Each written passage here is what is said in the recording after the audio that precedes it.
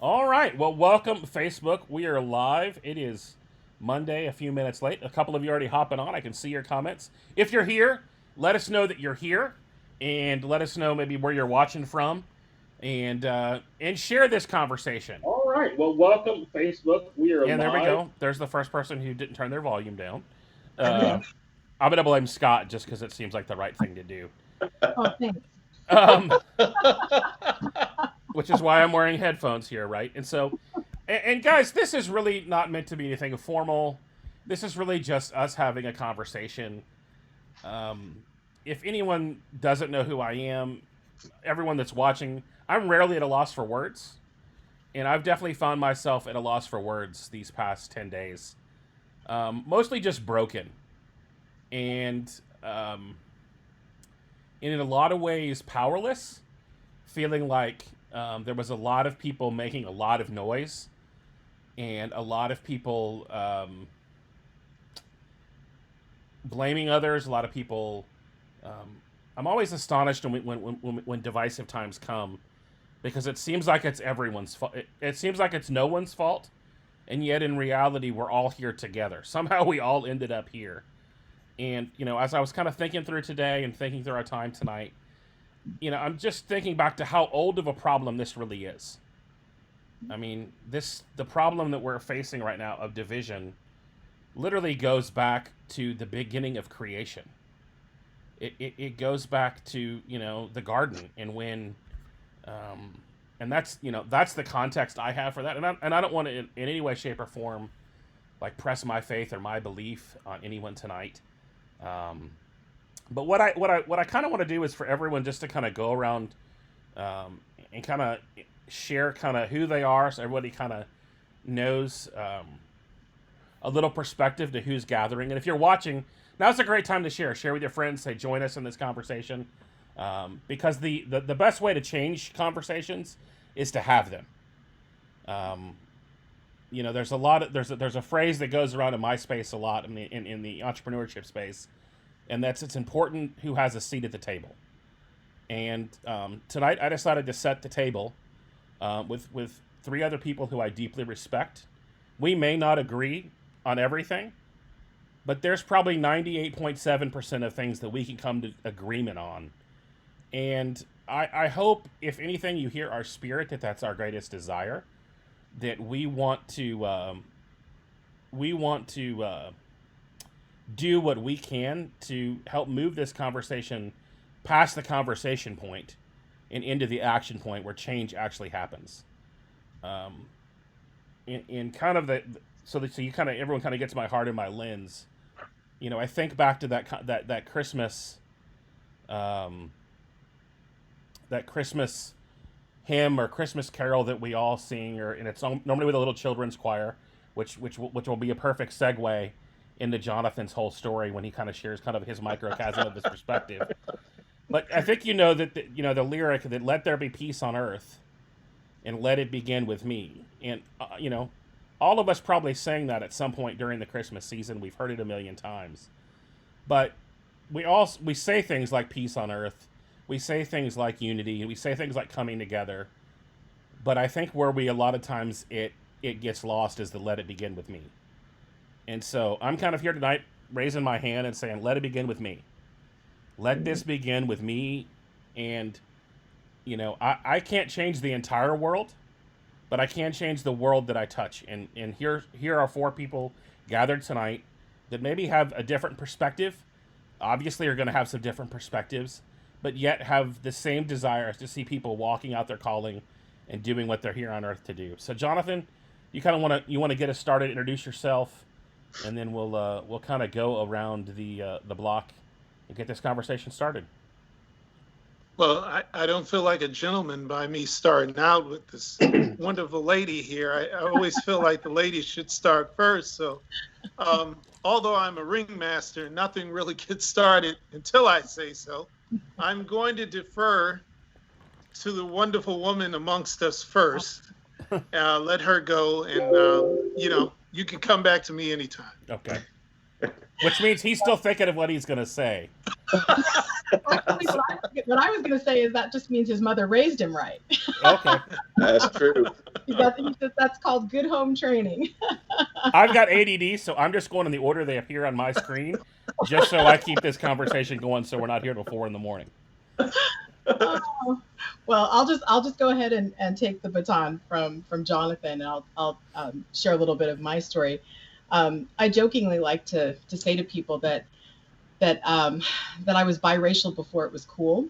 I have a mother who was from Mexico. She was an immigrant to this country. She came to the United States as a child, um, and an African American father. And so that, gives me some unique perspectives. I didn't grow up with my dad, so I was raised with a very Mexican family. Um, I have a very immigrant centric story to my life. I'm the first person in the first generation of my family to be born in this country. And I love this country. I saw what this country provided for my mother when she made a commitment to go to school. I watched her as a single parent get her education and become a school teacher. And like anyone, you watch your parents, and what do you want to do? You want to do what your parents do. And so education was a priority in our household. I loved school. I loved learning. But interestingly enough, I had a unique experience. I grew up in a community where there were lots of Latin people, but I didn't look particularly Latin, and so very often I was the only person who was as dark as I was, and that created some unique experiences growing up. But I was fortunate that I had a family that loved me very much and encouraged me in all of my endeavors. And so um, I've had a lot of life, especially in my career, where I was either the only one or I was one of a very few people of color in organizations. Before I became an entrepreneur and an independent consultant, I worked in corporate environments, and very often I was the only person that looked like me. And I think that it it gives you a unique perspective on what it feels like to be, I guess, singled out or different, and needing to kind of manage that in your head while at the same time pursuing excellence with what it is that you are there to do. I had to decide early on, especially in my corporate life, that um, if people invited me to the meeting, that they also invited my voice Hmm. and my contributions. And sometimes my contributions were great, and sometimes they were small. Sometimes my contribution was just that I was invited and I had a seat at the table. Um, but it also, let me know that that's not everyone's experience. And so, as an entrepreneur, um, I've I've really, especially in the last few years, really embraced the idea of wanting to grow my business so that I can help others build their dreams, to lift other people up. Terry, I think a couple months ago, I remember sharing with you a story about a man who built an empire using with a public storage business, and he thought so much of his high school experience, where when he didn't have a lot of money, his family didn't have a lot of money, he gave a scholarship every year to a graduating senior of his high school. And I attended his high school, and I won the scholarship the year I graduated from high school. And that generosity changed my life in a lot of ways, because I was probably always going to go to college, but I wasn't necessarily going to go and be able to graduate without worrying how to pay for it, or how I was going to pay for it after I graduated. And his generosity has never been lost on me. Sometime last year, there was an article in the paper in the Los Angeles Times that revealed who this man was, because I never knew his name. He did this very anonymously. It was he put his company face forward, not his own face. And last year, I actually learned his name and his story, and realized this man changed my life. And more and more, I am feeling the passion to be able to do that, to change people's lives. And I realized that I can do that by building an incredible business. And so the recent events, George Floyd's death, people's cries about racism and disenfranchisement and lack of opportunity, or the lack of the complete menu of opportunities that are often available to our white brothers and sisters, that's not available to people of color, has really struck a chord with me. And I want to do something about that. I want to be able to affect that. One person made a deep impact on my life. And I know that as one person, I can make a deep impact in other people's lives. And I can build my business by being in parts of great communities of all different kinds of people. So I'm, definitely a product of my experiences. My experiences are a little bit different. It's, kind of this hybrid immigrant story, person of color, and, all of those types of things. I have a deep love for this country, warts and all. I want to see us do better, and I want to be part of making things better for people. Well, Scott, I met you seated in the back row, like the good Southerners we are, of a conference. If we sat at a table with Karen Anderson and Paul Klein at Jeff Goins' conference, and kind of became friends, and realized we both spoke at school assemblies, and have kind of kept up. And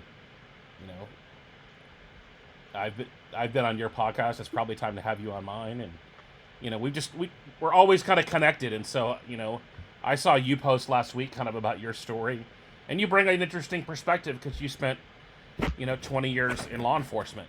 And I've at the same time I've been hurting for all of my friends of color. I've been hurting for, I've got a few friends that are spouses that are on the police force, and hearing their fear and their I have a friend that's in Orlando. She's a newlywed, and her husband works on the Orlando police force, and she couldn't get him for a couple hours when there was protests going on. And they're newlyweds, and when you're newlyweds, the whole world kind of seems like you're living in a fantasy land. And quickly, this is their honeymoon was in the middle of COVID-19, and then they came right into this. And so yeah, Scott, I just kind of want to hear a little bit, kind of if you would just share everybody kind of your story. And you shared an awesome video last week just kind of about your perspective, and I'd love for this audience to hear it. Yeah, I was a police officer for 20 years. That's kind of what I always wanted to be growing up. But I still remember back in middle school when the assembly people would come through. And I remember sitting in those assemblies thinking, how cool would that be if you had a story that you could share that would motivate and inspire other people? So, it's one of those things, I think everybody has that thought when those people come through, my moment in the spotlight, so to speak. And I guess I just kind of put that away. I always wanted to be a police officer, so that's what I did. At 23 years old, I swore in and became a police officer in Central Kentucky, right outside of Lexington, and only took a couple years before I started bending my career towards prevention-focused opportunities.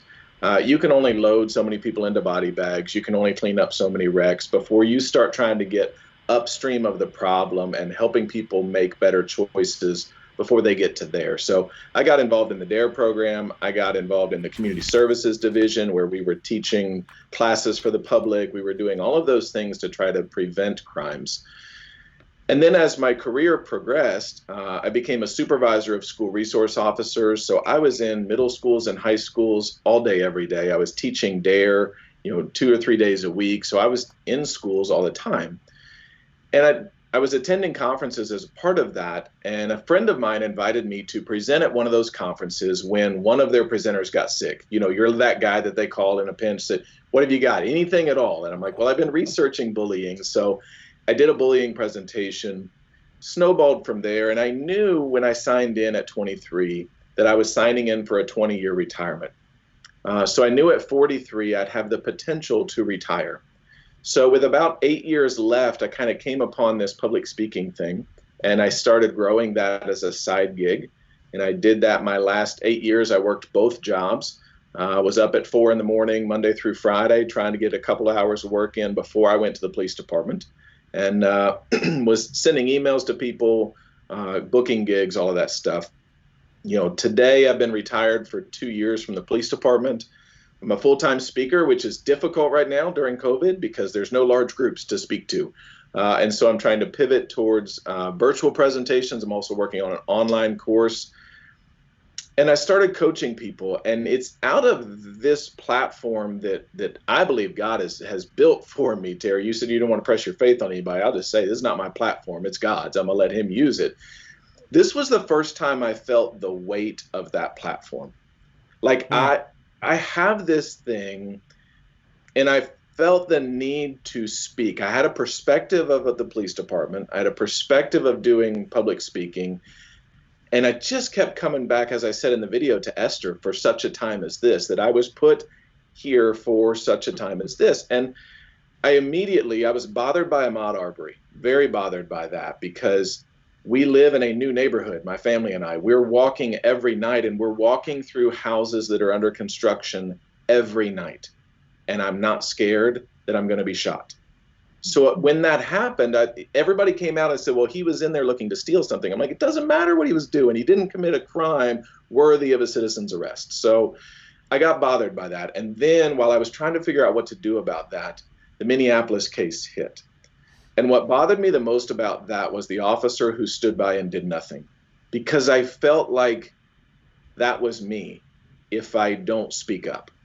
I felt like silence is an issue here that I just can't tolerate anymore. So I immediately started reaching out to my Black friends for intentional conversations. And just saying that out loud sounds disingenuous, but you need to understand, as I said in the video, if I had an accounting issue I didn't understand because I'm not an accountant, I would reach out to my accountant friends. And I would say, help me understand what you know that I don't know, because I've never been an accountant. And you probably can't tell from the video, but I've never been Black. So I wanted to talk to my Black friends and say, give me the perspective that I don't have. And I know they can't give me all of it. But man, I had some amazing conversations with some friends who said, I'm so glad you reached out. This is the only way we get through this, because they said, you've never been Black. I've never been a police officer. Let's learn from each other. Mm-hmm. And so that's what we did. And we had great conversations. And that turned into this video that I then sent to all of the people that I met with before I posted it, because I'm not near as dumb as I look. And even after showing it to my wife, who, we've been married for 23 years, she's everything, and she's cautious. I'm the kind of guy that likes to make a decision and go with it. She watched it and she said, I'm nervous. I'm scared, because she knew the weight that you can't afford to be wrong in this situation. Mm-hmm. And the outpouring of support has been huge. And I just want to build from here. And I'm honored to be here, Terry. And if that video played a part in it, then it's doing what I wanted it to do, because I wanted it to create conversations like this, not only for me, but for everybody. Because everybody needs to learn stuff they don't know. It's okay to be ignorant. It's not okay to stay ignorant when it's one conversation away. Yeah. So that's kind of me in a nutshell, Terry. I don't know if that's what you wanted, but that's how I got here. No, that's... what's really interesting is really what this tonight is about perspective. And, my perspective on school assemblies is very interesting as it ties to this conversation. Is that how I knew about school assemblies? I grew up in a Christian school. So we never had anybody but maybe a conservative politician come and speak to us. We had chapel, so we never had that context. And for those of you who know my story, I became a youth pastor at 18, mainly just because I had a pulse, and I was a good communicator, and but it was probably mostly because I had a pulse. And through that, I got to know this organization called Fellowship of Christian Athletes, and one of the guys I got to meet through that was a guy named Steve Fitzhugh, and Steve played for the Denver Broncos, which I forgave him of because I was a Washington Redskins fan at the time, and I got to know Steve, and Steve said, hey, man, I'm going and doing school assemblies for 2 weeks. And I was like, what's a school assembly, Steve? I was like, are those the things kids have in school for like an hour and take a nap so they don't have to go to math class? And, Steve and I looked very different. He was fit. I was not. And it's funny that, Jonathan's here in Jamaican colors, even though he's wearing Brazil, representing Brazil tonight. Because his like shtick when he started school assemblies is he always spoke up like a really intelligent Jamaican educated man, and then all of a sudden he broke into a rap song, and that's how he got started on school assemblies. But I got to spend a lot of time with Steve, and Steve really spoke into me, and Steve took me to where he was from in Southeast DC, and my perspective changed. And when you're around people that don't look like you and don't have experiences like you begin to see things that you didn't see before. And I probably wouldn't have taken the trajectory that my life had taken if it wasn't for an African American man who just said, hey, you love kids, you're a good communicator, you should be doing this. And of course I looked at Steve and said, Steve, you played in the NFL, you have a Super Bowl ring. I've got nothing to say. And he's like, yeah, you do, you should. And those moments really played, my whole life changed because of those moments with Steve. And I really didn't notice that until the last few years when I look back, kind of in reverse. But Jonathan Lee Iverson is here with us, and there's a pretty good chance if you're watching, you've been in a room and seen Jonathan do what he does, because he was the ringmaster for the circus, for the Ringling Brothers and Barnum Bailey Circus. I knew Jonathan before I knew Jonathan. In fact, I think I have shaken his hand. I've definitely seen him lead the circus. I've been on the floor with the elephants when they were here in Nashville, and I believe Jonathan was at that night, or it was definitely your voice, because when you hear Jonathan speak, you know it's him. And so Jonathan, I've had a lot of conversation. He was our surprise guest at the conference I do in Orlando at the thing. I fell in love with the dude. My audience has, everyone who's listened to him on the podcast is like, I don't know who this Jonathan Lee Iverson guy is, but I want to know more. And so we've had lots of fun conversations. And man, Jonathan, kind of give us a little bit, because your perspective kind of goes back to, it's funny that I mentioned that Peace on Earth song, because you were a choir boy growing up. Like you went around singing in the choir. Yeah, not just any choir, a really hard choir. Yeah. It was it was the Boys Choir of Harlem. It was a beautiful dream of mine that was birthed out of just my curiosity to travel. And my mother, on Christmas, it was during a Christmas holiday, 1987. I think we'd seen a special report on the choir, and I thought, wow, okay, I can do that. And I got in. It was great. It was beautiful. I didn't know I had to work. And that was a big shock to me. And it was like the longest 18 months of my life. I didn't think I'd ever get picked for anything. I thought one of those kids had to die or something, because they were amazing. It was an amazing group. It was the first time I really came face to face with adults who didn't let me get away with anything. I mean, these were really stand-up men who used music as a vehicle to really expand the horizons of these wonderful, really, wonderful, mischievous kids like anybody else. But we were in a unique setting. It was New York City, and New York City back then wasn't Starbucks and Bank of America now.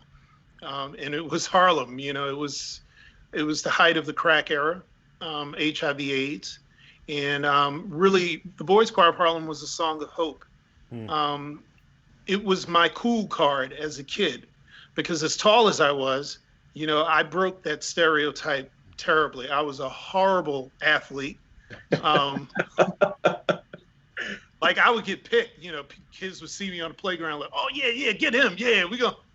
And disappointment would ensue. And so, I found this was my cool kick. In fact, it was funny. I grew up in a wonderful neighborhood, and my friends, I was kind of like this jet setter, very young. I started traveling with that choir. The whole world opened up to me.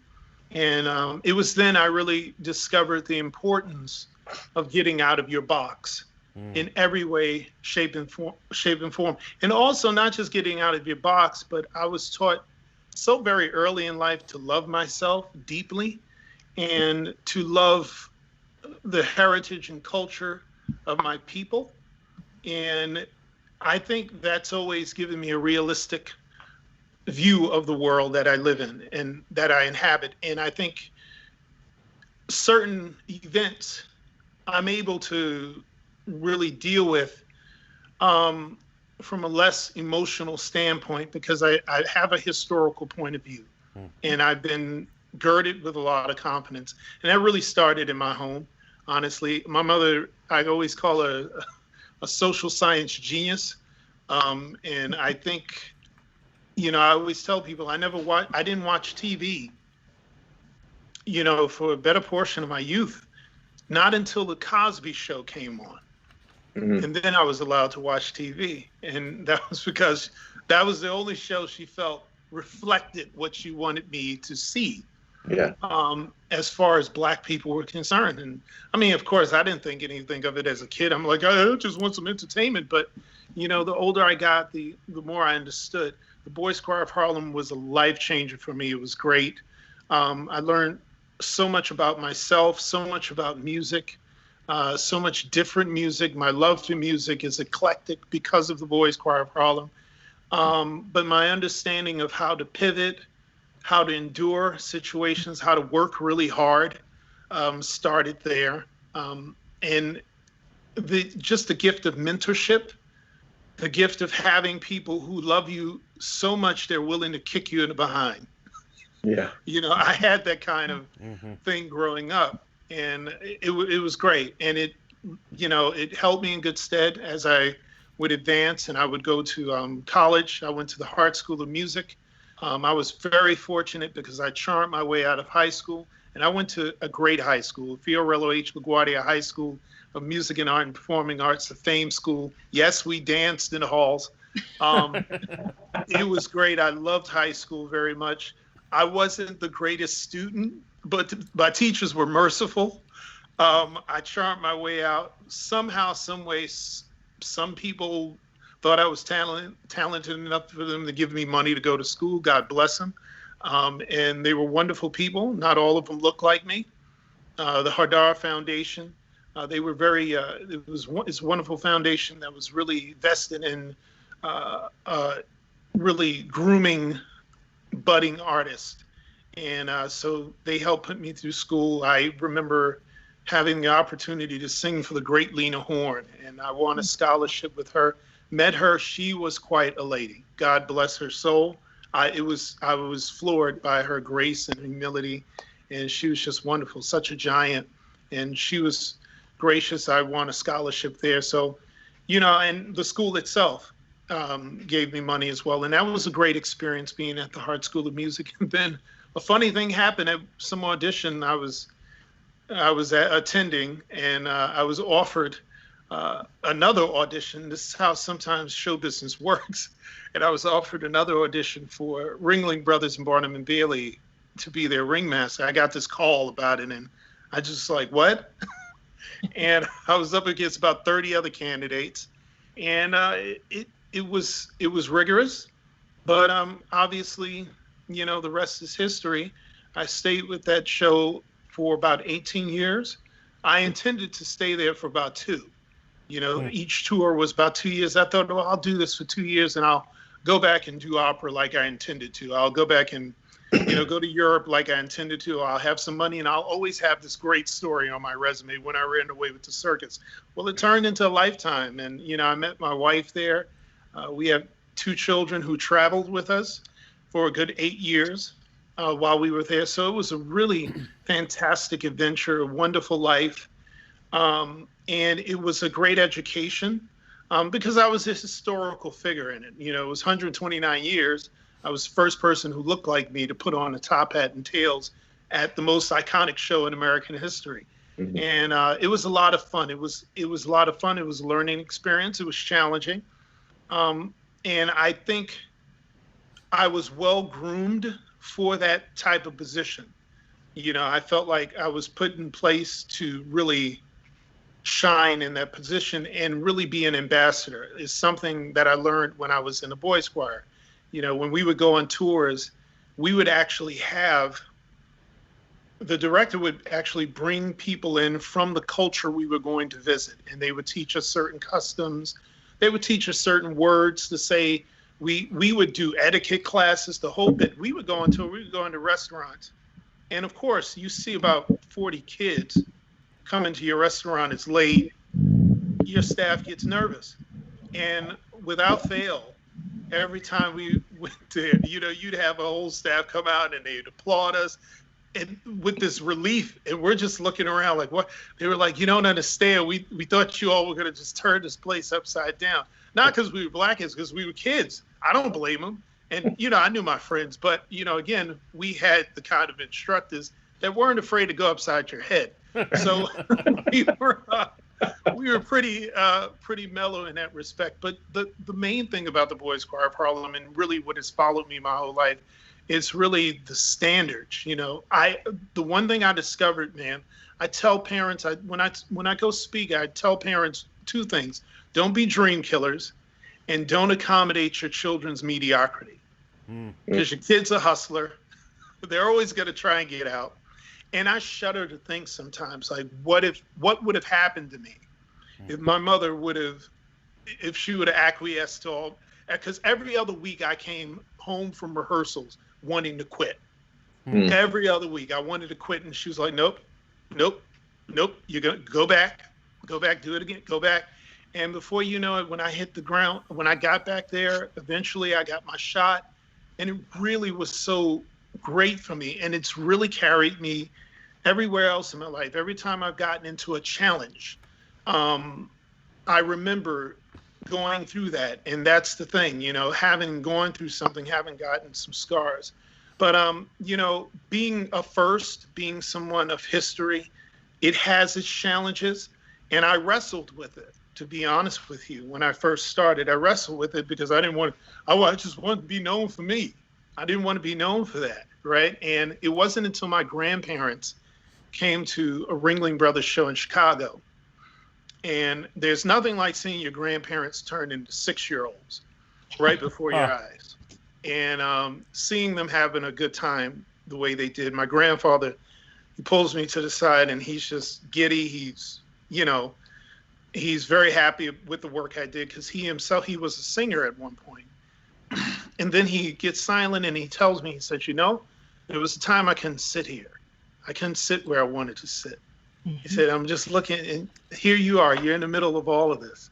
And he just starts giggling, and that's when I got it, and that's when I never had a problem with being the first ever again. I was like, okay, I get it, because it's not about you. It's not about me. And I think in this moment we're in right now, I think it's really interesting. I was talking to a friend of mine earlier today, and we were really pondering, why is it that this particular incident with Mr. George Floyd resonated so much on an international scale? I mean, it really resonated. And she said something that I just didn't even realize. She said, because he narrated his own death. And I was like, wow, that shook me. I said, yeah, that's right. I mean, he really narrated his own death. And there's something in us, instinctively, there's something about the breath. It's so sacred. It's so simple. At least us boys, when you would roughhouse with your buddies, and everybody always had that one friend who had asthma. Yeah. And you roughhouse, and then and what happens? He gets, I can't breathe. Instinctively, you move back and you let him gather himself, and then you beat him up again. Yep. But take a hit off your inhaler, kid. We got sports to do. Right. And I think this is what happened. I think people, for the first time, I think we really got to see a Black person as we saw ourselves. And I think that's so rare for Black people to actually experience, for us to be seen as just human beings, just as people. And I think I always remind people when it comes to these things, I don't think, the frustrations you hear, they're not so much anger as they are an outcry of people wanting just to have basic dignity. And that's what it's always been. People just want basic dignity. They don't want a handout. They don't want you to give them stuff. Just give me basic. Let me breathe. Let me walk and live my life without being bothered. And that was something I was always aware of when I was a kid, growing up. When I went on my first international tour with the Boys Choir of Harlem, it was the summer of 1989. Now, I'm from New York City. I grew up on Central Park. That summer, the Central Park 5 saga occurred. And I think back to that time all the time, because ne'er for the grace of God, there go I, because me and my friends, we lived in Central Park during the summers. We lived there. And I remember instinctively when I was a kid, I grew up in a community of police officers. And I remember instinctively feeling when that whole saga broke out, I remember instinctively feeling like those boys weren't getting a fair shake. I could just tell. I could tell the look on their face that boys have when they're scared. They don't know what to say. You just tell. And it was just so horrible. And, fortunately, the tide has turned and we've really gotten to see what it was really about. But I always think of that moment. If I wasn't in the Boys Choir of Harlem, if I had quit, I would have been in the park that summer, and who knows what would have happened with my life. It's so interesting, Jonathan, that you mentioned Central Park, because what has been, I guess, maybe a little bit lost, because Mr. Floyd's murder was so incredible to see and to experience. I mean, really, we experienced it. Is that a few hours before the video exploded onto the scene, we had another incident in Central Park. Yeah. And I remember, and for those that are watching, there was an African-American gentleman who was a birder. He loved to observe birds. And I guess there's an area in Central Park that is cultivated to draw birds, and it's popular with birders. And there was a white woman that was in the park walking her dog off the leash. And I guess there's plenty of signage that indicates you need to have your dog on the leash. And so the gentleman, asked her, hey, could you, put your dog on a leash? And the woman got very angry. And I guess they, exchanged some words. And she said, I'm going to call the police. And she called the police and dialed 911 and called the police. And he had the presence of mind to flip on his video camera and videotaped her telling the 911 operator that she was being attacked by an African-American man. Mm-hmm. And she couldn't have been farther from him. I mean, it was really like, you watch it, you just kind of went, wow. Mm-hmm. Because with that phone call, she did change his life, but it could have changed his life in a completely different way. And so when I listened to, Jonathan's comments about, wanting to be seen as human, as being wanting to, kind of live your life. And the fact that what we witnessed in Mr. Floyd's death was his breath being taken away. I mean, I know that all the four of us here, we have, a faith that's a part of our lives. And that breath that was taken away was God placed in him. It's placed in all of us. Mm-hmm. And, it's, and with that, in this country, and again, Jonathan's comments about history, the roots of history run so deep. There's a lot of complicated, painful history around African Americans in this country. And yet at the same time, the beauty of this country is that when it was launched, when it was birthed, part of what the founders wanted was that all men were created equal, that they had a right, an inalienable right to pursue life, liberty, and to pursue happiness in life. And it's complicated as to how African Americans and other people of color have been allowed to pursue that with the same freedoms that whites have. And I think that that's so much of the conversation that we've been seeing, and that I think for a lot of white people, the full reality of how difficult it's been finally was exploded on them. I've heard so many conversations, read so many posts from people who say, I feel so stupid for having had such a blind spot about it. but I just didn't realize. And I understand that. I mean, I think we all have blind spots about a lot of things.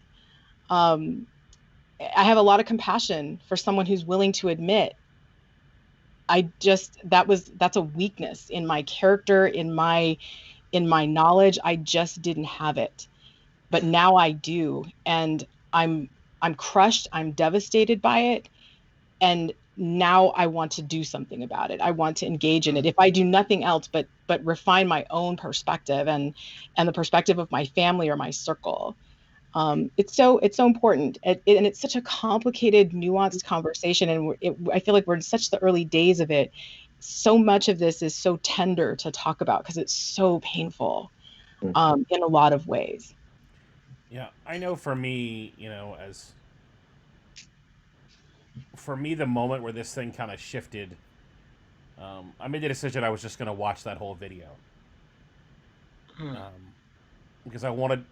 Because a lot of times we live in a soundbite culture where we kind of just assume things happen by what somebody else told us, which I think is part of what's added to the inflammation of our division on every level in our country.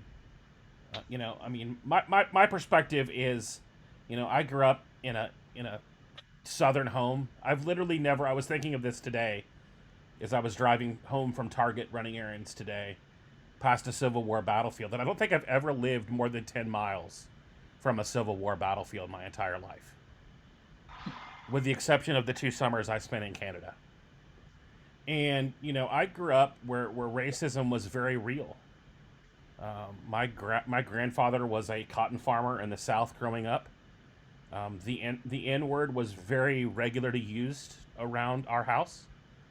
It's interesting you mentioned The Cosby Show, that was the show your grandmother, your mom was fine with you watching. That was the show I wasn't allowed to watch at my grandparents' house. I wasn't allowed to watch The Cosby Show. I wasn't allowed to watch Good Times. I wasn't allowed to watch Sanford and Son. Now, the last 2 were on reruns, but The Cosby Show was in real time. I remember because at that time, I was going through, a broken home, and I intentionally planned my night that I would go to my dad's house so I could watch The Cosby Show. Because I love Bill Cosby, man. He had the pudding pops. I wanted in on that. I was a chubby white kid from the suburbs. I wanted in on Bill Cosby's pudding pops. And I mean, so literally my night with my dad was at least in the time where he until he no longer had time for me, but was Thursday night so I could watch The Cosby Show at his house. And, I think, as I watched that video, I thought back to those moments, and, and I've watched a lot of conversations around this. John, and if you're like me and you're looking for some people to listen to, I think John Gray and Stephen Furtick, 2 pastors, had a great conversation around it.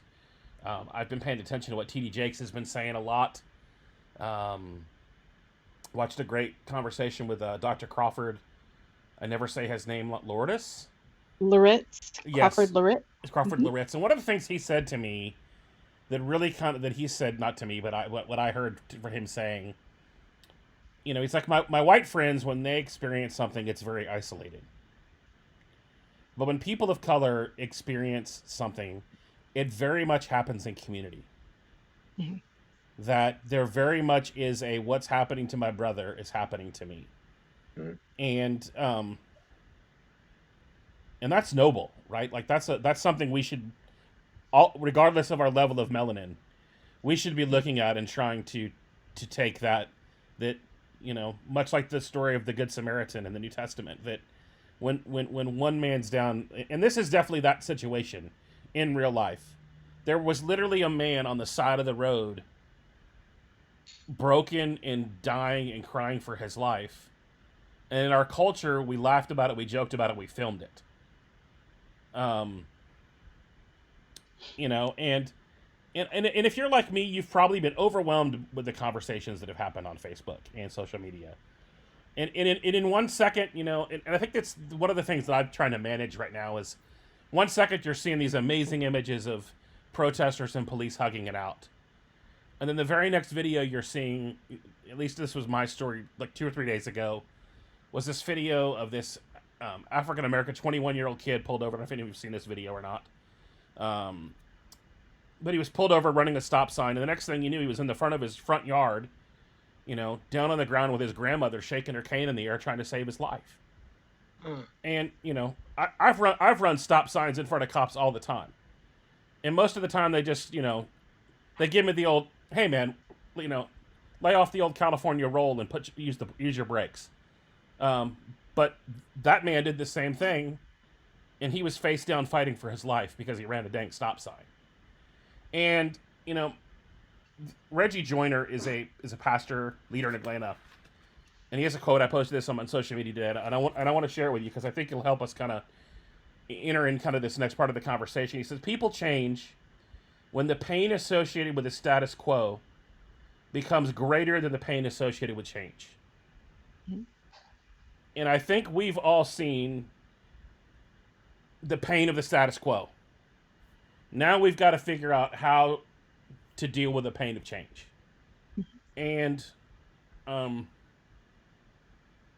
rather than talking about what the government needs to do or what politicians need to do, because there's not a lot any of us other than going and voting and registering to vote, which we all should do.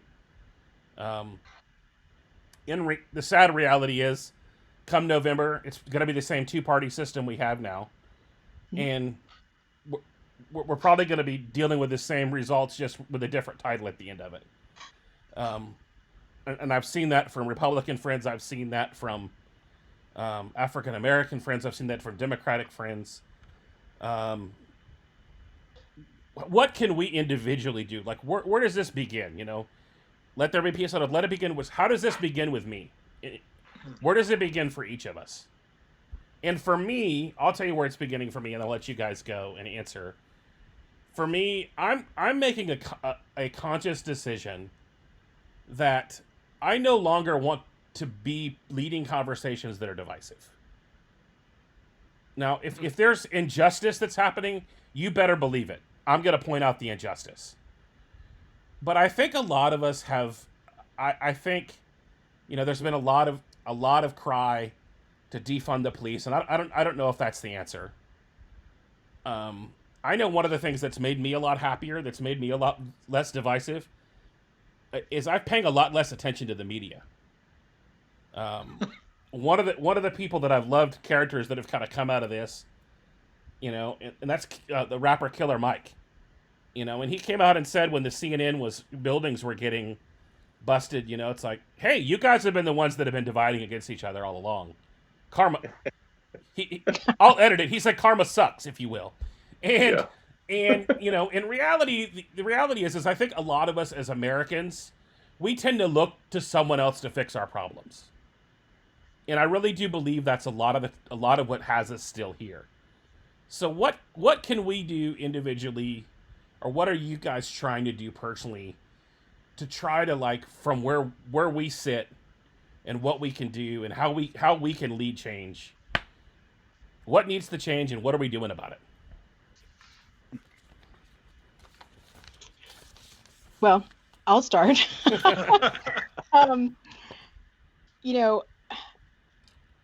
One of the things that was interesting, and Scott, I know you've got to have something in your history that brought this to you as well. But all of us in this conversation had someone who helped us, whether it was they took the time to encourage us or to teach us something or to make sure we behaved well, or who said, come on, come to an assembly with me. Let me show you how to do this. And, Scott, I know there's got to be, people in your history that poured into you that said, let me help you. I have those people who said, let me help you. And, I think Terry's right. I mean, participating and engaging in the political discourse is important. We need to vote. One of the things, and I don't know why I didn't know this, but I didn't know this. I learned this week in the last week in this season, that lynching is still not a federal crime. It is not a federal crime to lynch someone. And there's been a bill to try to make it a federal crime, but it hasn't happened. And so participating in political discourse, understanding who you're voting for and why, it matters. But it only matters a little bit. It's like a little bit, because ultimately the impact that we all have the ability to make on a person's life is a one-to-one. It's about relationship. It's about willing to take a risk, to engage in relationship, to put yourself in a position to be open, to building openness into what you do and what you build in your business, in your life, in your church, that says, hey, I'm a safe person. Do you need help? Because I'll help. Yeah. And if that help is one conversation, because you just need some encouragement to get going in the right direction. If that help is you need to be mentored, if that help is you need some direction on how to build something, whatever that is, we all have the ability to do that. We don't need the government to do that. Robert Smith is an incredible but very quiet entrepreneur. I'd be willing to bet most people had never heard of the man, and so many probably haven't still heard of this man, who built incredible wealth in the technology business and as an investor. And last year he was the keynote speaker, the commencement speaker at Morehouse College, historically Black university, their graduating class. And in the middle of his speech, announced that he was paying off the student loans for every single one of those graduates. Wow. And I just said it right now, and it kind of gives me, goosebumps, because, we hear all about the tragedy of student loan debt and how crippling it is, and how people are in their 40s and still are not paid off their academic experience. And this man changed their lives, because now they don't have to worry about working to pay off the debt. They can go about their business and using their education to build something great, and to get themselves to a place where they can touch other people's lives. For me, my resolve to build my consulting business, to build my business where I support speakers, to build that into something so incredible that I have a reserve of wealth to be able to help people, is I swear I just feel like in this season I'm just doubling down on that. I see a lot of hopelessness in our communities of color. I see a lot of frustration. I think for those of us who, were able to receive an education and move to, a certain place of that didn't have as much struggle to it, the frustration that the struggle still exists for so many who look like us, is overwhelming. I hate that not every young woman, every young man of color doesn't feel like there's opportunity for them. This country is it's a crazy place. It's a crazy experiment. But it's an incredible place. I remember hearing an interview, this was many years ago, with Colin Powell, the great general and former Joint Chiefs of Staff, Secretary of State, and he commented that only in the United States military could he have achieved and risen to the place that he had. That if he had been born and entered the military in any other country, even a first world Western nation, class and racism and opportunity was deeper still, that those opportunities would not have been afforded to him. He would never have risen as high as he did in this country. It's a great place we live in. Yeah. We just got to work on making it greater. And I just think that happens one person at a time. And so for me, it's about doubling down on my business and building wealth and being able to be free of obligations of my own so that I can help to free other people. And I want to be able to share that mindset of, So a lot of people, I was talking with a friend of mine this afternoon, and I said, if I had a theme word for this season, COVID and this, George Floyd and everything, I would call it, the word would be revealing. This season has been incredibly revealing. It's revealed our weaknesses. It's revealed some of the best parts of us. It's revealed some of the ugly in ourselves personally, in our homes, in our families, in our country. If you're with me, I'm with you. And if you're not with me, I don't have time to worry about you. I got things to do. I got a business to build. I got people to help. I got things to do. I hate the hate that's in you, but I'm gonna sidestep you. There are people that need more of what I have, and you clearly don't have any interest in what I have just because of what I look like. I as the scripture says, forgetting what is behind, I press on. I got to keep going. Yeah. Love that. And Aurora, as you were talking about that, it made me think. I grew up right outside of Dayton, Ohio. I live in Kentucky now, so I moved south. The people were friendlier, the weather was a little bit better, and there's really nothing in Ohio. So, but that's where I grew up. And my parents divorced when I was young. Me and my two brothers raised by my single mom for pretty much our whole life. And I remember as a kid, money showing up in the mailbox with no return address. We didn't know where it came from. So there were people who stepped up and helped me.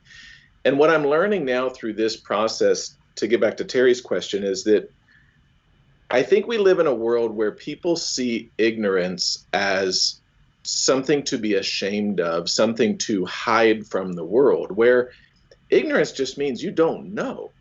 And we were all ignorant about something, or we were all ignorant about everything at one point until someone taught us.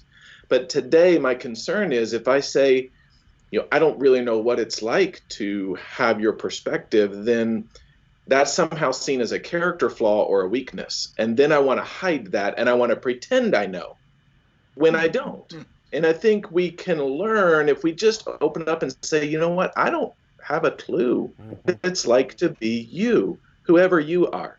And I think it's part of the social media world is being an expert. And everybody's an expert on everything on social media, right? And so to admit that I don't know is a huge issue.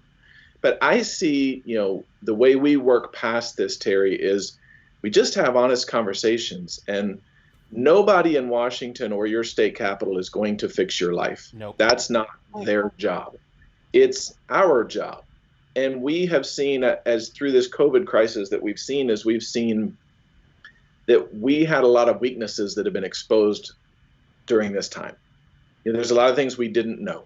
And there's a lot of parts of our business that we should have shored up, but everything was going good. And when everything is going good, we don't shore up the things that don't need shoring up. And so I think we work past this by having conversations, learning what we don't know, and using that to have more conversations. I had just, in 2020, launched a corporate presentation. And I've done it several times. And one of the things that I talk about, because I was a hostage negotiator for the police department, so I talk about high impact communication, how to have high stress conversations. And one of the things I did as an experiment, and it worked so well, is I put up a picture of a man, and I asked somebody in the class to describe him. And it was an African-American man. And he or she, whoever described it, described everything about this person except the race.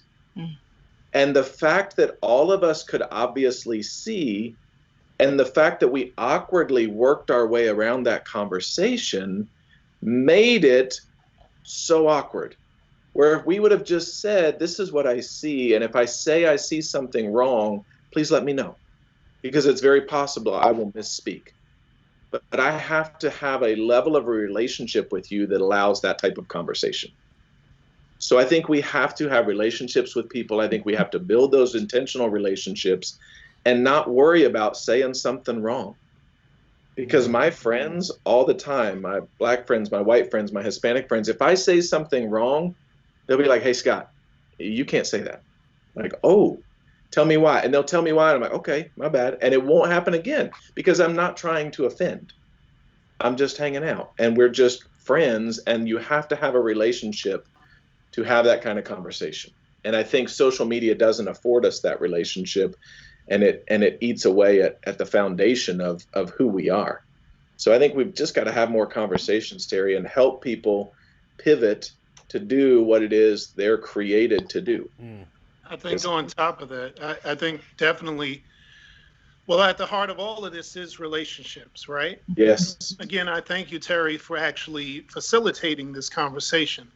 My wife and I have been talking about how grateful we are to have friends in our lives who literally reached out, you know, and who have been vulnerable enough to say, I don't know certain things. This is a shock to me. We know of the new saying, what do they say, woke. I think this is the first time on a massive level, a lot of people who have never really grasped the Black experience were woke. These cell phones have been a great ally to Black people. And because I always say, I said, you know, if it wasn't for these cell phones, you all would think we were out of our minds. Yeah. And it actually takes me back to the fact that, you know, Dr. Martin Luther King and other civil rights leaders, they were actually media geniuses. Part of the nonviolent strategy was to get the struggle in front of the cameras. And it was when people around the country saw it. They always heard about it, but when they saw it, they saw the hoses and the dogs and the nightsticks and the brutality heaped upon children and women and men in suits. They didn't have saggy pants. You know, we always come up with something. These people were coming from church. You know, and I always tell people it didn't matter, you know, and we see how our media plays, you know, I mean, it can be for you. You can learn how to use it as they did. And it was a genius way to use it. You see people, I mean, now people don't even fight back. They just pull out their phones. And so you saw how that was useful, and it created a sense of empathy that also grew the I guess, their group of allies to come and, you know, fight alongside them. But at the heart of what you're saying is relationships. And the way you end up in these types of relationships where you would naturally just go, hey, I need to check on this person. I don't know what's happening. I don't know what's going on. I may not even feel it. I'm kind of numb to it, but I know my friend is hurting. So I got to reach out. There has to be something in you that has gotten to the point where you see that person again as fully human, not just my Black friend. This is fully human. And this is where we have to get, you know, I challenge people. I was thinking about this morning. And what I realize is we have a disease. If you've had any media influence in your life, which most of us have, it is very possible even the best of us have some kind of anti-Blackness in us. And that doesn't mean you're a heinous person. I look at it as a virus. I remember when I discovered, in this true story, it was back in 2008, I'll never forget it, when I realized I had some misogyny in me. And I was watching Hillary Clinton debate, well, then Senator Hillary Clinton debating then Senator Barack Obama. And they're debating. What I said wasn't crass or cruel or anything like that, but it definitely wasn't kind. And it was harsher because she was a woman. And it was like I saw the words come out my mouth, look me in the face and go, Now, here it is. I've always loved women. My mother's a woman. It helps. I know I'm never assaulted, never raped, never demeaned anybody, or at least not on purpose or anything, because they're a woman. But still, I had to reckon with, oh my goodness, I don't really see women as I should. And I automatically knew why that was. It's this information we take in that's constant. And misogyny, like racism, is a virus. In fact, they actually have a campaign, Racism is a Virus. I have two of my friends, they're Filipino, wonderful people, and they've been really big into that campaign. A friend of mine, his wife actually got attacked at the height of COVID. She got spit on right in New York City. And she said, the thing that hurt her most wasn't so much the guy who attacked her, it was the apathy around it. Yeah. And this is really what people who are pained are really saying. This is why the feelings become so raw, and people can break out. Now, I believe most of these protests have been absolutely peaceful and civil, but listen, a riot is the language of the unheard, said Martin Luther King. And the cruelest thing you can do to another person, I think, one of the cruelest things is not to hear them, not to listen to them. Again, it takes us back to Mr. George Floyd. He's pleading. Yeah. I mean, and these guys hear him and nobody's doing anything. Yeah. I think that's what continues to resonate. But what we can do individually, again, is foster our relationships by first dealing with ourselves. Look at the man in the mirror. Look at the man in the mirror. And don't be afraid. Yeah. Don't be afraid to ask yourself those tough questions. Don't be afraid to ask yourself, how do I really see this person? How do I really see these people? Because yes, it's possible for you to mate, marry, have children with the whole bit with another, and not even like their people. Look, Thomas Jefferson did it. It's like you could do all these things, and it still doesn't matter. It comes back to the heart, and we have to do some soul work, each and every one of us personally. And then I think through that, I do agree that, pulling back from media would probably be a big help. Because, our media is now designed to just inflame, not really inform, but there's a lot of misinformation that goes out, skewed headlines, the whole bit, it just gets you hyper. I've been a victim of it. I've shared stories where I'm just going off passion. We all get caught up in this stuff. And I think we have to be stewards of our souls enough to ask those hard questions. And as you said, Terry, look, you have to engage. I personally don't think it's the place of Black people to start these conversations. And so I'm very grateful and very moved at the humanity of my friends who don't look like me, who are really daring to have these conversations, who I see being very vulnerable. Me and Terry we always, every time we're on the phone, it's at least an hour. And Terry called me like last week and we're talking, because every time he calls me, he's like, oh, it's going to be real quick. And then okay, hour later. And we were having this conversation, and, I was moved by the fact that, I was like, man, this guy, he's daring enough to go, I don't know the answers, and I'm not going to try to be one of these people who tries to dictate to you what you're feeling. Because that's another thing a lot of us are dealing with too. You have people who, in my opinion, are so intellectually cowardly at this moment to just be human beings that now they're trying to tell other human beings who are in pain how to feel that pain. Well, if you change your phrasing or something, or if you weren't so loud or whatever, or somehow they're able to pick out all of the disruptions in the protest without paying attention to what it's about, where we lose what the priority is about. And the priority is about life. It's about really connecting to people. And why did we get to this point? Let's deal with the why. And I'm encouraged, strangely enough. Usually I'm just numb around stuff like this, but I have this hope because I'm seeing this international outpouring.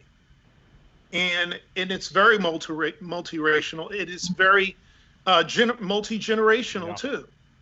You see elderly, I've seen elderly, they've shown images of elderly people sitting in their chairs, holding up signs, going, I can't believe I'm 85 years old and I gotta protest this stuff again. And they're right. They don't want to leave this earth going around this sick hamster wheel. So I think it does come down to a point we have to do our own work. We have to be aware of what's going on in our souls. We have to reach out, build those relationships, foster those relationships, and really be serious about it. Be serious about learning. There are so many wonderful teachers on the matter, speakers on the matter, lots of books on the matter. You know, we have to be daring now. Now, I mean, the first step is, okay, we've been shocked awake. Mhm. Okay, now are we willing to now, because it's, you know, I hate everybody's focusing so much on the police. It's not just the police. That's Right. like one bit of it. You know, I mean, we're talking about a system, if you think, that criminalizes the hair that comes out of a black woman's head Right. Yeah. or a black child's head. Yeah. It's We're so talking true. about we're talking about a whole system of ugliness that I think now that so many people are now more aware of it, they're going to start really, and I hope that's really what we can do. Okay, Right. now you're aware of it. Now what are we going to do? Let's start really pushing for education, becoming really zealous citizens, you know, and on the local level. Now, I think we make too much of the president of the United States. Yep. I mean, we have a fantastic government that, well, it's at least designed to check powers. Mhm. But I think we don't give enough credence to our local authorities. Yeah. I don't think we don't realize how much power we have on a local level that can affect the federal level. And so I think we just have to become smarter in combating this, because as the elders used to say in the church, the devil's always working. He's never he's always working. And so you have to be just as zealous for the cause of justice and equity for all men. Yeah. And our Jonathan, community. to your point, Jonathan, about the police, I think, you know, the reason, you know, obviously the George Floyd thing was a tragedy and it should have never happened. And most police killings are instantaneous. Mhm. I pull the trigger, the bullet is gone. I try to render aid, try to save a life. You know, I was defending myself or somebody else. In this one, there were so many times this could have been stopped and it wasn't. Yeah. There's so many times it should have been stopped and it wasn't. And so what the reason police are taking the heat for this, right, wrong, or indifferent, in my opinion, is we look at these politicians, they have a lot of power. They don't have the power to take someone's freedom immediately. When I went through training in college to be a police officer, because I went to college first, my professor said that, I never forgot that. He said, the president of the United States cannot arrest somebody. That's right. They don't have that power. You, when you become a police officer, you have that kind of power. So you have to be aware of that and you have to use that in an appropriate way. And right now, what I see people doing, pushing into this conversation that bothers me the most, is they want to answer feelings and beliefs with facts. Mm-hmm. And that's a horrible way to have a conversation. Yep. Because I see police officers and politicians pushing their articles, pushing their facts. Well, here's what the research says. You know what? It doesn't freaking matter what the research says. What matters is what I believe. Because what I believe is that this person or this group of people is a threat to me. Because If your I beliefs believe- inform your actions. Exactly. If I believe that, it doesn't matter what's true. Yep. And we want to answer beliefs with facts. And a conversation doesn't work that way. When I sit down with my friends and they say, you know, I'm really having a rough time of it, I'm like, well, facts are most people are having a good time and we should move on with a good time. That's a horrible friend. A good friend sits down and says, what's going on? Why are you feeling this way? And in the back of my rational mind, I know they've got a really good life. But right now they're not feeling it. And I've got to sit in that feeling with them and I've got to step into that with them and love them enough to push through those feelings to where their mind will write back out and then they're able to distill facts. Right. And I think we have to have these relationships we keep coming back to love people enough through their feelings and their beliefs to where they're physiologically capable of seeing facts. Yeah. Well, and in some cases, it's, you know, being able to sit with them in the feelings they have over a legitimate experience, right? Yes. So, Exactly. you know, one of the things is there's a sub debate that's happening right now over exactly how many African Americans are actually killed, or people of color, because oftentimes the stats get grouped together, about how many are actually killed by police in relation to the number of, you know, traffic stops or whatever you want to say. What those statistics don't capture are things like, you know, being watched as you walk through a CVS because you look a certain way. Mm-hmm. They don't capture conversations that families of people of color have to have with their children Mm-hmm. about how to engage with law enforcement. Okay. Yeah. There's no statistics on that. These are just experiences. Yes. You know, I can remember as I was, you know, young in my professional career, my mother telling me, when you go to these meetings, make sure that you don't clean up the cups and the glasses at the end of the meeting. Mm. You're not the housekeeper. Mm. Because when she was a teacher, and here she was, this Mexican woman, very obviously Mexican, the rest of the teachers and other administrators were white, and she would show up. My mother was a very prompt person, so she was always the first one at the meeting. And on more than one occasion, someone would say to her, "So are you here? Are you going to make the coffee?" Oh. Because they thought that she was, you know, one of the Wow. maintenance staff at her school Wow. where she worked. Yeah. And so the statistics never capture that.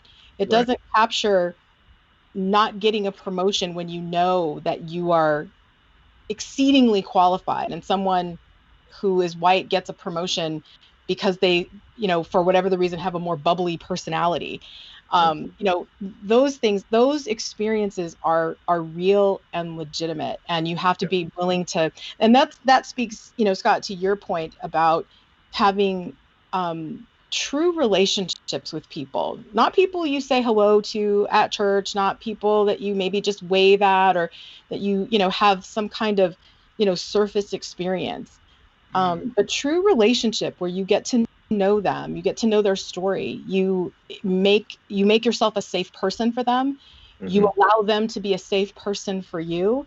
Those things don't happen overnight, but they happen very intentionally. And you know, we have to be able to do that. And certainly, as you know, as we talk about, you know, the ways each of us individually is wanting to help and contribute and make an impact, you know, I'm not going to just walk out the street and start handing out money. I need to be able to develop some relationships with people, to understand their story, to understand their need, and, you know, yes, to be able to address it if need be financially. But I also want to be able to end some systemic, you know, dysfunction if I can, to contribute to that ending as well. So, you know, relationships are so complicated, and we need to be willing to get into the messy. Yeah, for it's sure. messy. And we need to be willing to do that. As I was watching that video of his knee on his neck, I began to pay attention to the last name Thao, the officer. And you know, a word that kept coming to mind was proximity. You know, when change happens in proximity. And if anyone in that position had the power to act the most change, it was him. And he was just talking. He made some comments. Funny you mentioned the DARE program. He made a couple comments about, this is why you don't do drugs, kids. You know, just like, I think all of America wanted to collectively slap him across the head as he was doing that. But, you know, we often get bogged down on what we can't do on a bigger level when we're missing the proximity of what we can do right in front of us. One of the first people I listened to through this, because he's a man I respect, he's a man that says 7 words and they're brilliant, and that's Bishop T.D. Jakes. And one of the things he said, and he was a very, very raw and real and in the moment. It was the next day after this had happened. And T.D. Jakes said, I don't want to make noise. I want to make a difference. And that sentence has kind of flown over my soul. It's just, I've marinated in that. I've soaked in that. I've thought about it. And, you know, one of the words, you know, these people I legitimately know, like, one of these people have spoke at my events. Aurora's on my mastermind. She's speaking at my conference in November. These are people that I believe in.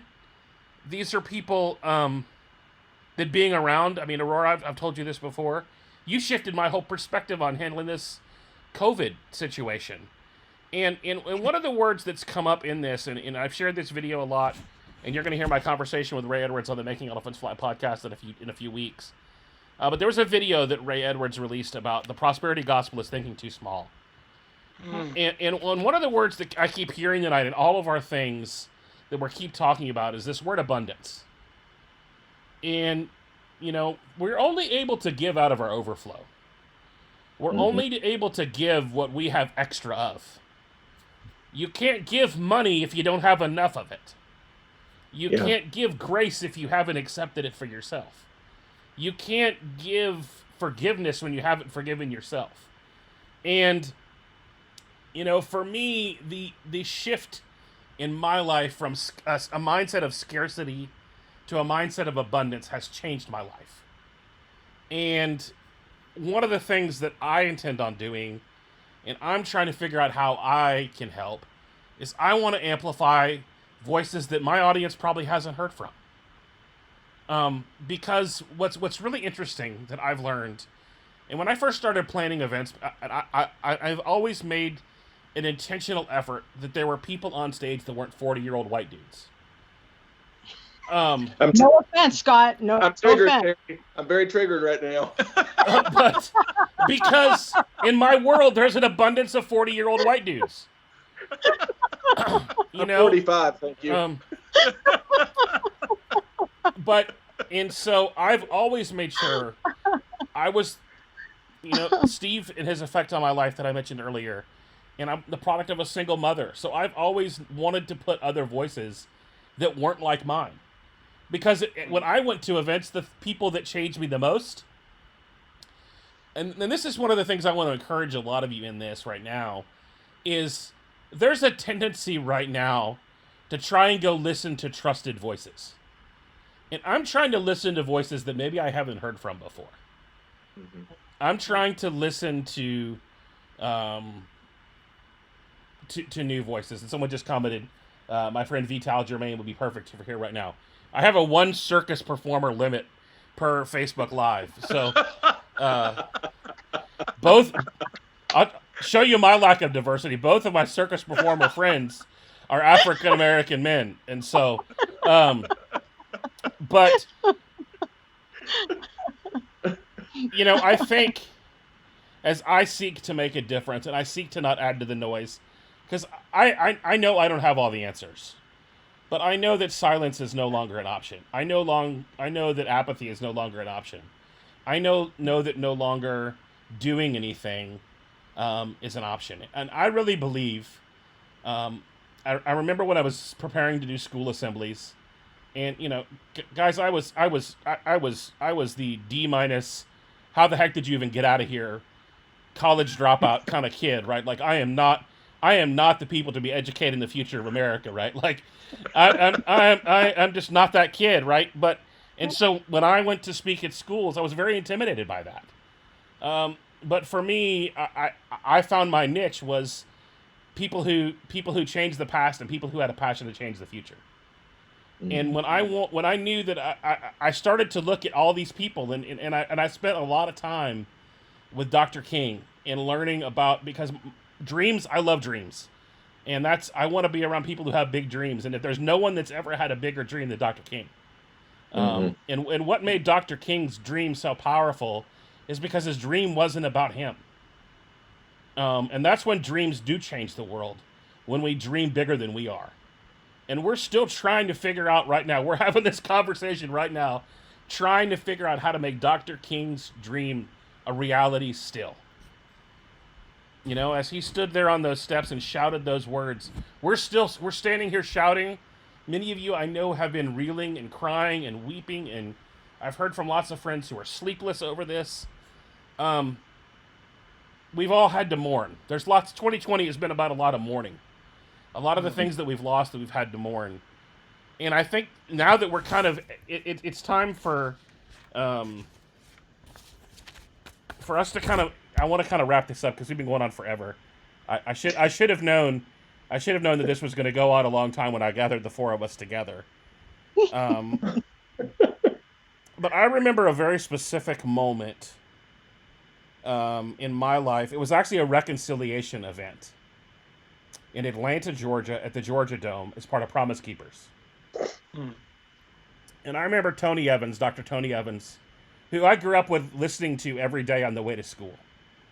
So there's probably Chuck Swindoll and Tony Evans are probably two of the voices I've heard more of than any other human on the planet. But Dr. Evans that way talked about this story that whether you're a person of faith or not, you've heard. And that's the story of the burning bush. Where, in the story at the burning bush, where God brought him to that bush to be recalled. And I think now is a good time for us all to kind of look at our life and to ask, what are we being recalled to do? Because a lot of my friends are kind of entering that like second phase of life. You're entering that season where you're moving from, I kind of did that first thing, you know, Scott, in your case, you know, you had a very successful law enforcement career, Aurora. You've been in the, you know, the banking industry. Jonathan, you've toured the globe with a circus and a choir, and now we're all kind of entering these new seasons. We're coming out, like the lights are kind of coming on, and Jonathan's like, I don't even know how to get in the car and go anywhere. I've been inside for weeks, months. And, you know, as we're kind of leaving this, you know, I would call this a burning bush moment. Where we have seen something big, we have seen something powerful. And the reality is when you hear something, whether you hear, and if you hear it from God, which I believe this is a God-sized moment, this is a God speaking to all of humanity moment, that what matters for all of us is what we go and do now. Mm-hmm. And for some people tonight, this may have been more noise that we've added to. But I hope you've heard all of our hearts that even in the midst of not having all the answers, we know that one of the answers is coming together. Mm-hmm. And so I would encourage you to go talk to people that maybe don't look like you, that don't have experiences that you have. You know these people. And I know there's a lot of, I've called a lot of, and one of the reasons I called Jonathan last week, and I've called a lot of my friends, is like, hey man, I need to ask you a favor to give those of us who are melanin challenged, us, in my case, extremely melanin challenged, that you would just give us some grace, because we don't have all the words right. We don't know what to say. And I love how Scott has framed that for us tonight, that, you know, we all don't know what we don't know. But I want us to come out of this with an abundance mindset and using our gifts and our skills and the things that we do, the things that we create. I know every one of you that's the three faces I'm looking at right here tonight all has something incredibly valuable to add to the conversation. They all have something that they can teach. And one of the things I remember learning as I was doing that studying around Dr. King and around other voices of the civil rights movement, was one of them was talking about the power of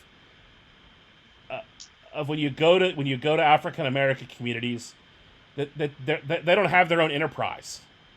They don't have, and on the internet, what's really interesting, I'm doing an interview thanks to Aurora, I think tomorrow, with a guy that leads 10,000 African American speakers. Yeah. There's a group of them that get 10,000 of them. That's a lot. And he has a movement to help these men and women use a skill to earn a living and impact culture. Yep. And, you know, I feel like the verse that keeps coming to my mind in Aurora, Diana, who's watching tonight, always says I take everyone to Entrepreneur Church sometimes, and I'm gonna go there for a minute. But there's a verse in Scripture, and there's also a verse in Spider-Man that applies to this too. A verse in Spider-Man. Scripture says to whom, Scripture says it with great knowledge. Spider-Man says, with great knowledge comes great responsibility, and Scripture says, to whom much is given, much is required. And all of us have been given much. All of us have been given, even on our worst day here in America, we've been given much. And I think the shift that I think would actually change the world if we would begin to understand that we've been given much to give much. Not just in giving, but in knowledge and in information and in tools and in belief. Because the greatest gift you can give someone in the world is to believe in them, to encourage them, to see something in them, and to push them in who they were made to be. And some of you are seeing this tonight, and some of that could mean a lot of you could go into communities and become a mentor. Scott could tell you, because I've been in those schools, about the number of young men and women who need a mentor, who need someone to value, to show them what is possible. And once you see, you don't know what you don't know, right? And once you see what is possible, man, your world can change. And I'm sure Jonathan's perspective on this, as you saw the world, your perspective changed. And you know, I mean, you've literally, you're kind of you've run out of things you haven't done. Like you've done a lot, but you've still got a lot to do, right? Right. And so, you know, just in closing, I'd love just anybody's, you know, kind of like closing thoughts, kind of like what's next, kind of, you know, or anything you just want to share as we kind of wrap this up tonight. For me, to wrap it up, for me, it's always about what can I do. Yep. It's not what can the government do, what can this group of people, what can I do? When I talk to students, my presentation is called I Am Someone. Because my issue is anything in the world that we see, it's very easy to look at it and say, someone should do something about that. Yep. And when I'm the one who's hurting and I see you and I don't care who you are, you automatically become my someone. Because I'm hoping someone is going to help me with the problem that I have. And then here you come and the heavens open up and someone has arrived, and I really don't care who you are if I've ever met you before. So with that in mind, I wear a bracelet every day that says I am someone, to remind me, if I turn my back on a situation that's wrong, there's no guarantee that someone else is coming behind me. I feel like I'm there. I am someone. They're waiting on someone. What a convenient thing. And using that power to be someone who makes a difference is what I get out of this, because I'm not going to wait on another group to do something. Someone should do something, and I'm someone. So I'm going to be about that. Yeah. Jonathan, you want to go or you want me to go? Well, you know how I am with you. You know, I just want to be a gentleman. But if you want to close us out, I'll go. You know. Jonathan calling me out, Aurora. I stepped on your turn. I'm sorry. Jonathan, you should have said something, my man. We're not holding it against you. We're not holding it against you. I'll give something quickly and then let Jonathan kind of finish this up. But I think for a lot of what I really want to be able to do, you know, first off is for people is to acknowledge that this is a hard season. Yeah. You know, we came into this whole racial discussion after being cooped up and quarantined for months, and that was hard. And then it got harder. It's okay to be emotional. Don't apologize for feeling emotional about this. Allow yourself some time to grieve what's happened, to grieve what you didn't know, to grieve the stories that you're hearing. Allow yourself that. If you are a person of color, you're going to experience that differently than if you're white.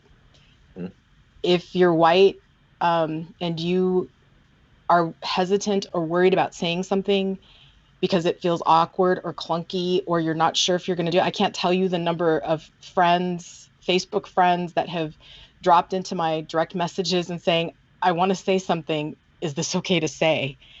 You know, it's awkward. You're trying to shift your thinking. You're trying to shift your what you express, and it's going to be awkward. Do it anyway.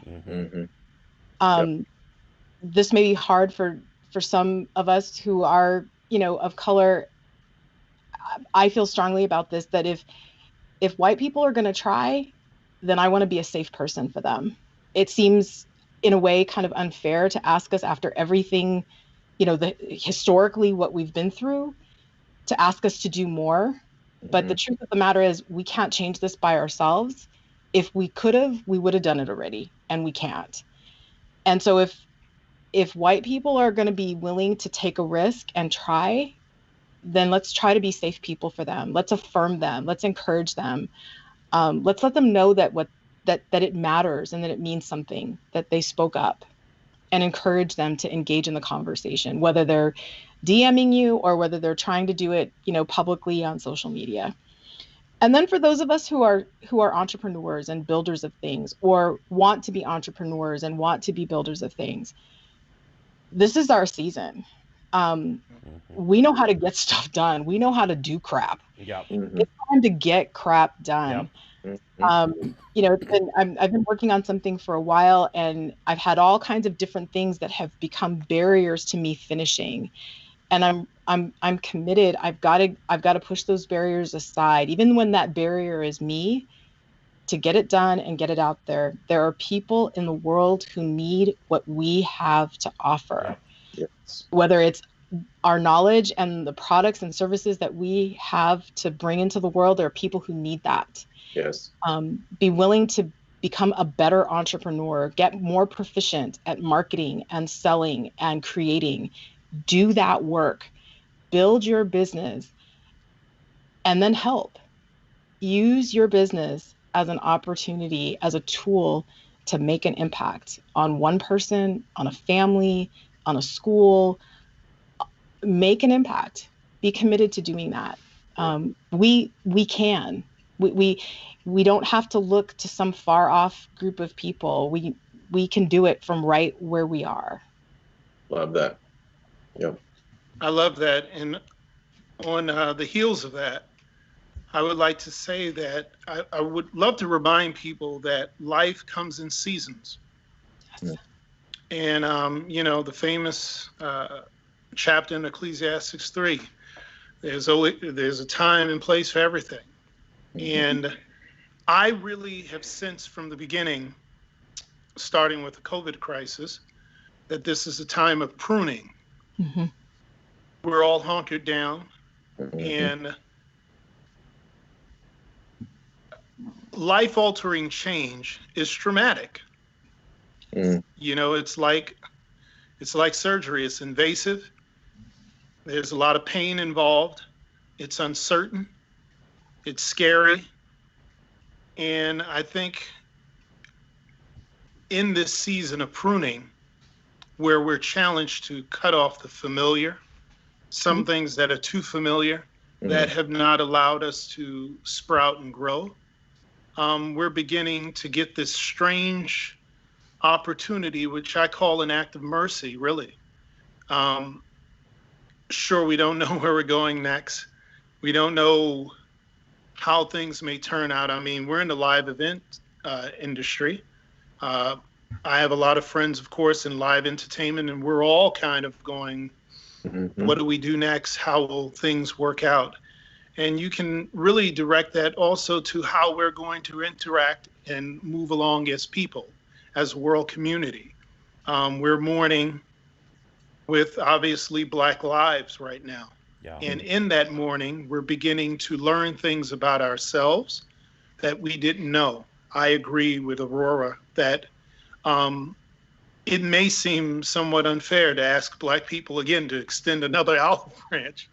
But I think, there's just this interesting humanity about my people where, we've never been short on doing that.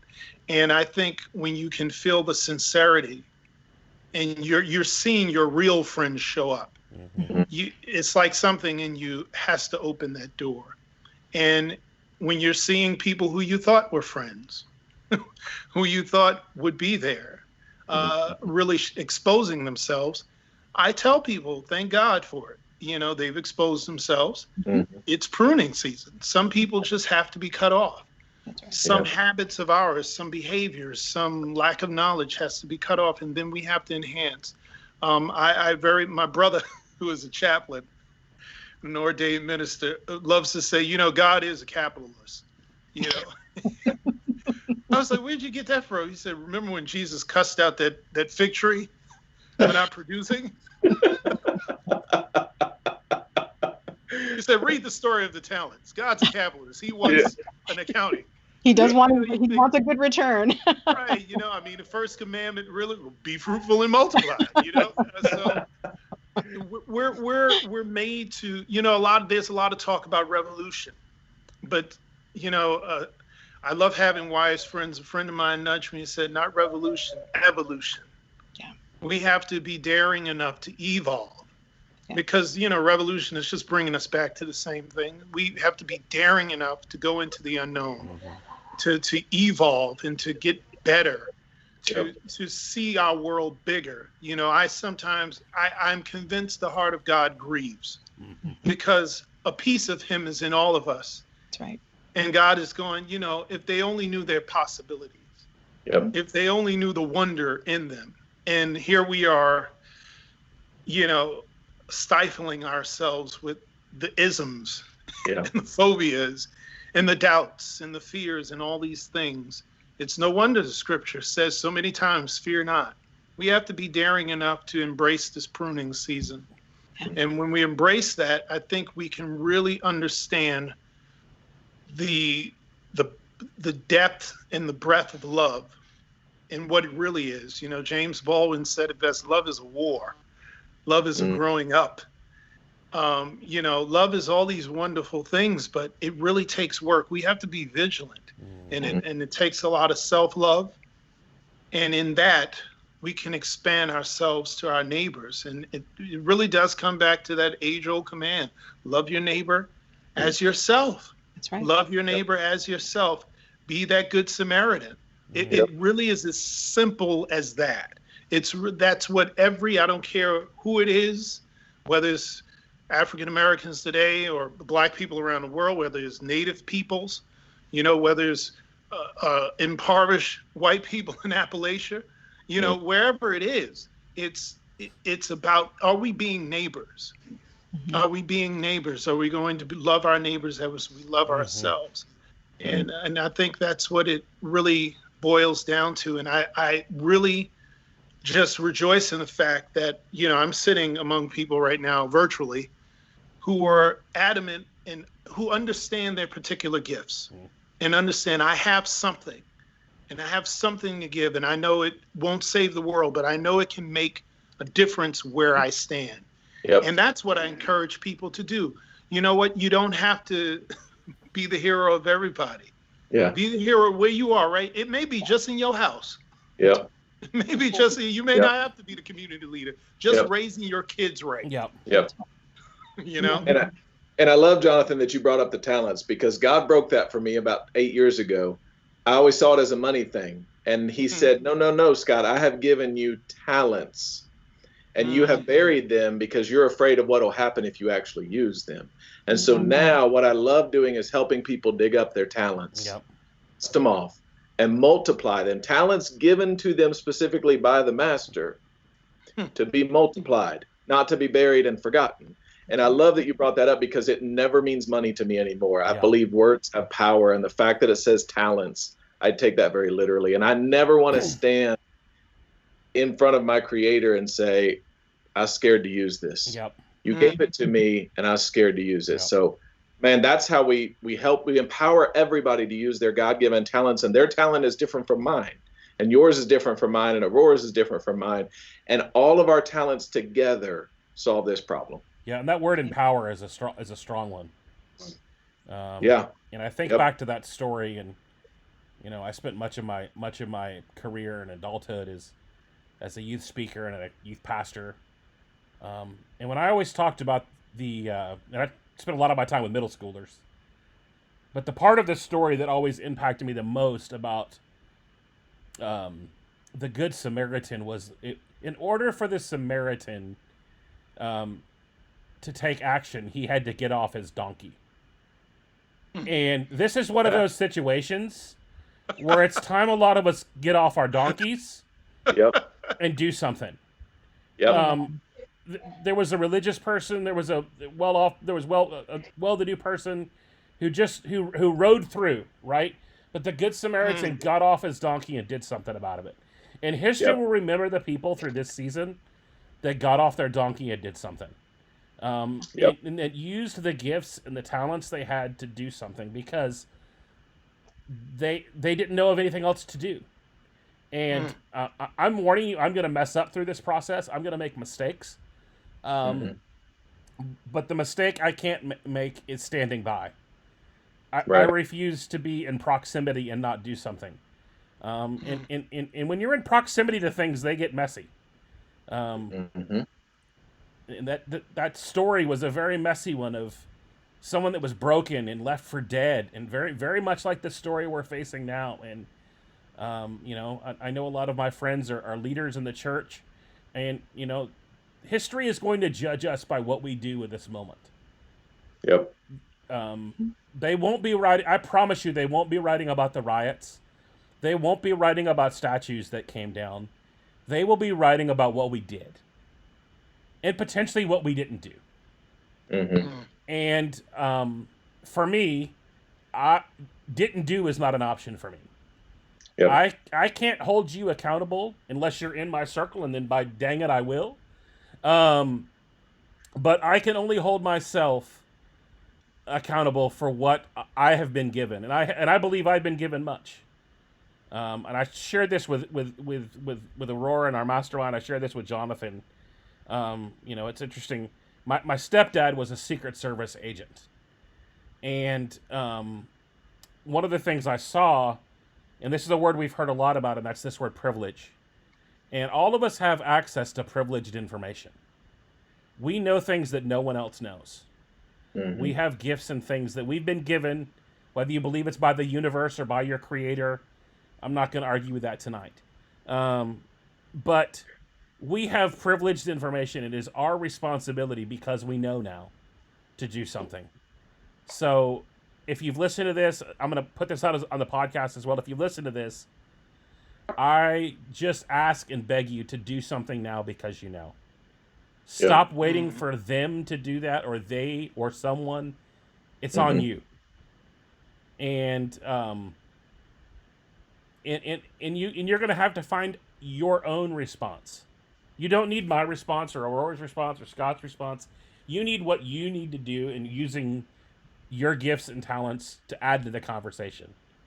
But please don't add to the noise. Make a difference. And thank you guys so much for tuning in tonight. I hope this helped, and I hope that you all realize that we truly are better together.